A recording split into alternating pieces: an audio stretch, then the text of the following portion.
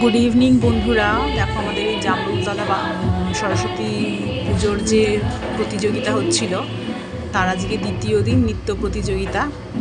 বাচ্চা মানে ক খ গ ঘ ঙ এই পর্যন্ত প্রতিযোগিতারা আছেন, কিন্তু এই প্রথম যে শুরু হয়েছে বাচ্চাটা তাও কত সুন্দর নাচছে। তো আমি যে কটা পারছি মোটামুটি তোমাদের সাথে শেয়ার করছি। এটা হচ্ছে লালবাগান জামরুলতলার সরস্বতী পুজোর কমিটি আর কি। তো চলো দেখো কত সুন্দর নাচছে সব বাচ্চাগুলো।